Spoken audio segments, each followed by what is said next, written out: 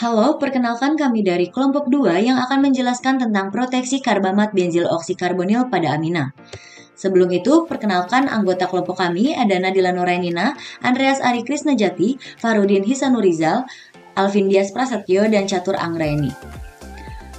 Pertama-tama yaitu pendahuluan. Gugus pelindung atau gugus proteksi adalah suatu gugus fungsional yang digunakan untuk melindungi gugus tertentu supaya tidak turut bereaksi dengan pereaksi atau pelarut selama proses sintesis kimia berlangsung. Gugus pelindung tersebut ditambahkan ke dalam molekul melalui modifikasi kimia pada suatu gugus fungsi untuk mencapai kemoselektivitas pada reaksi kimia selanjutnya. Gugus ini memainkan peranan penting dalam sintesis organik multitahap. Salah satu contoh gugus pelindung yang baik pada gugus amina adalah karbamat benzil oksikarbonil atau CBZ. CBZ merupakan gugus pelindung untuk amina primer dan sekunder. Gugus-gugus karbamat seperti CBZ sudah cukup melindungi atom nitrogen akibat resonansi dari ikatan dengan gugus karbonil. Oleh karena itu, CBZ dapat menurunkan nukleofilitas dari amina. Adapun gugus pelindung amina ini banyak dimanfaatkan dalam sintesis peptida pada asam amino. Selanjutnya yaitu proteksi. Suatu amina primer atau sekunder direaksikan dengan benzil kloroformat dengan penambahan suatu basa kalium karbonat, dapat juga menggunakan basa lainnya seperti natrium hidroksida dalam tetrahidrofuran pada suhu ruang. Reaksi ini menghasilkan senyawa karbamat di mana gugus amina terproteksi oleh gugus CBZ. Adapun mekanismenya yaitu yang pertama, atom nitrogen gugus amina sebagai nukleofili menyerang C-karbonil yang bermuatan parsial positif sebagai elektrofilik yang menyebabkan ikatan C rangkap 2O putus dan pasangan elektron ikatnya diambil menjadi pasangan elektron bebas atom oksigen sehingga menjadikan oksigen bermuatan negatif.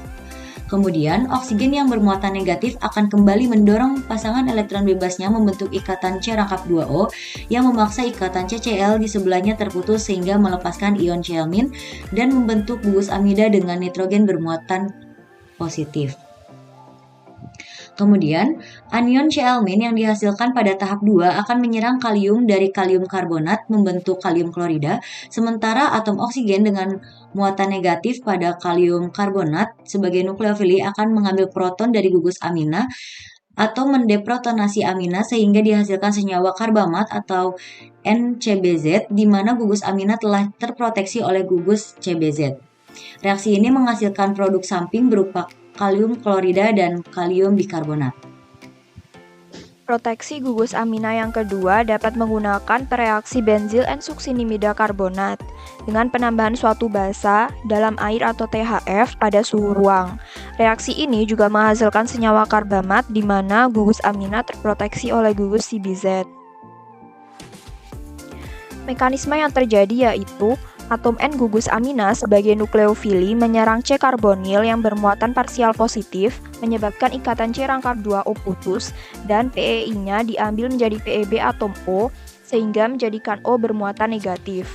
Kemudian, O yang bermuatan negatif akan kembali mendorong PEB-nya membentuk ikatan C rangkap 2O yang memaksa ikatan C tunggal O di sebelahnya terputus sehingga melepas anion N-hidroksi suksinimida dan membentuk gugus amida dengan N bermuatan positif.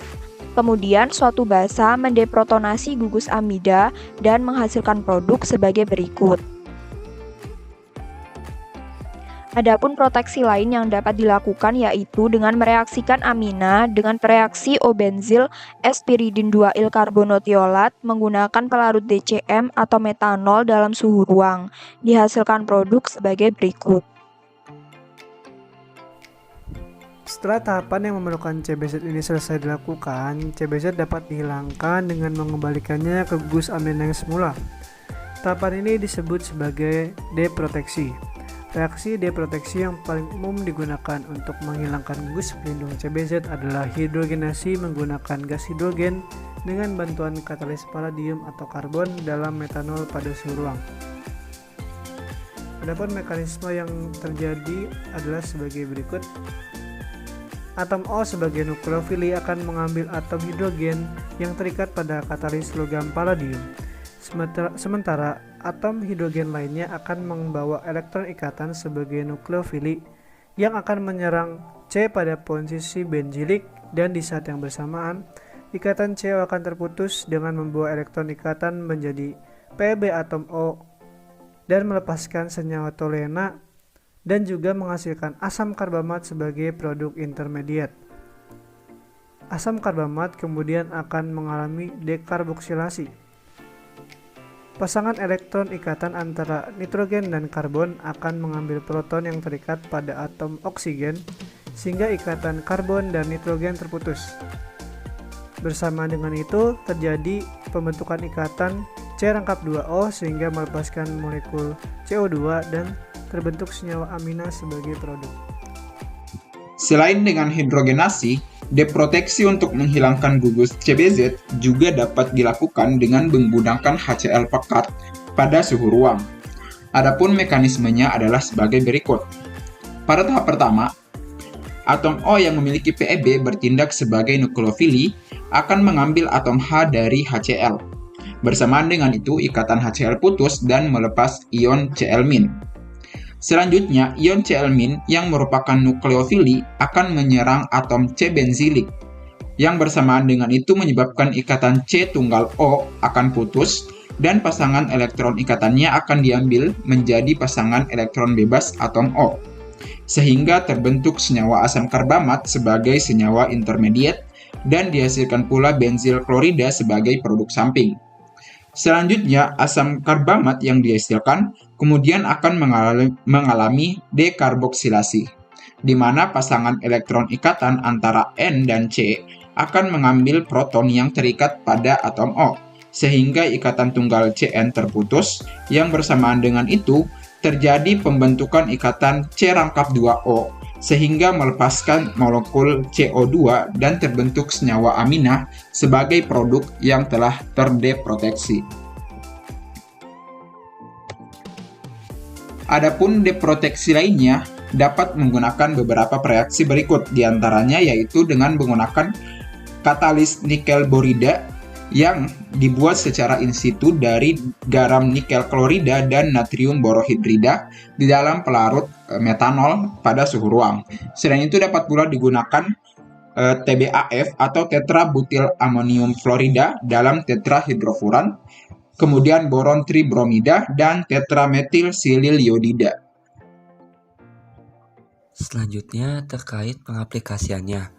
CBZ sebagai gugus pelindung amina banyak dimanfaatkan dalam sintesis peptida. Salah satunya seperti pada penelitian Webin dan juga Spencer, yang dimana mereka memanfaatkan CBZ ini untuk melindungi amina dalam sintesis beta aminoketon. Nah, bisa dilihat pada tahapan reaksi di bawah bahwa senyawa amonia diproteksi dalam keadaan basah. Lalu terjadilah proses akilasi dengan katalis tembaga 2 trifluorometana sulfonat yang kemudian akan dilanjutkan dengan proses deproteksi, yaitu pada tahap ketiga. Nah, nantinya akan membentuk beta aminoketon. Selanjutnya masih terkait pengaplikasiannya, yang dimana CBZ digunakan juga untuk melindungi gugus amina dalam sintesis senyawa asam beta gamma tak jenuh alfa amino dan sintesis peptida. Untuk tahapan reaksinya dapat dilihat pada rangkaian skema reaksi sintesis di samping, yang dimana CBZ tersebut digunakan untuk melindungi gugus amina selama proses sintesis senyawa tersebut. Sekian video pemaparan materi dari kelompok 2. Terima kasih dan sampai jumpa.